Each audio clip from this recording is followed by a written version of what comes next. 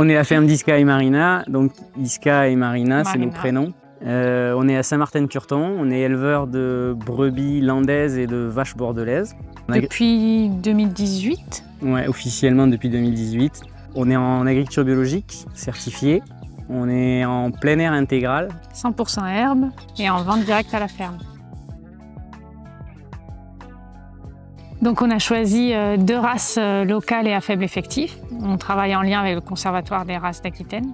On a la chance de travailler donc en effet pas mal de surface puisque beaucoup de propriétaires nous font confiance. Ici sur le hameau, pour les vaches principalement, on est locataire. On a un peu de propriété autour de la maison d'habitation. Le troupeau de brebis a la chance de se déplacer régulièrement de Grignols jusqu'à les hauteurs de Casteljaloux, c'est-à-dire Poussignac et Beauziac. Et après, on revient sur le village de Saint-Martin. Et donc au total, on entretient plus de 200 hectares de surface, avec une particularité qui est caractéristique de notre pays ici, c'est beaucoup de bois en fait. Nos animaux, donc on a dit, sont nourris exclusivement à l'herbe, ça veut dire qu'on a aussi des parcelles de fauche qui elles sont maintenant aussi à l'extérieur du hameau.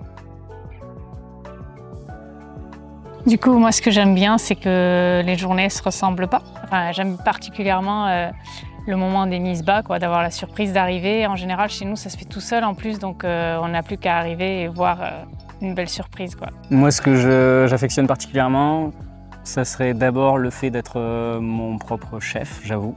Il y a quelque chose aussi que j'aime beaucoup dans l'élevage. En fait, je pense que le métier d'éleveur, c'est beaucoup d'observation pour le faire bien. C'est très chronophage en réalité. Mais ça peut être du temps très agréable à les regarder et puis aussi à échanger avec elles, avec les animaux. Et dernière petite chose aussi, c'est que comme on est en vente directe, il y a aussi le côté accueil à la ferme des clients et puis discuter soit à ces occasions-là, soit aussi parce que nos brebis elles tournent sur plein de surfaces. Et du coup, il y a toujours des gens qui s'arrêtent pour poser des questions et ça, c'est chouette aussi.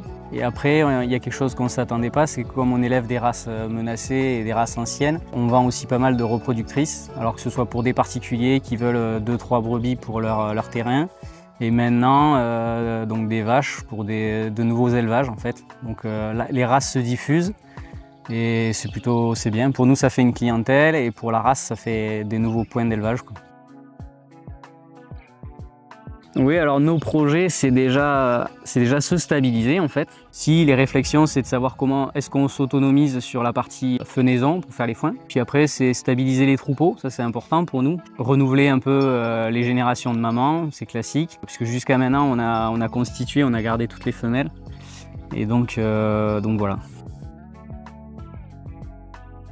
Du coup, les endroits que je connais mieux, c'est les endroits qu'on pâture et on a des parcelles très sympas le long des ruisseaux de Bretagne avec une flore hyper variée.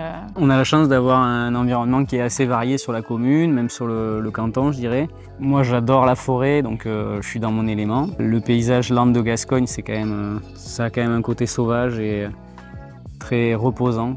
Voilà.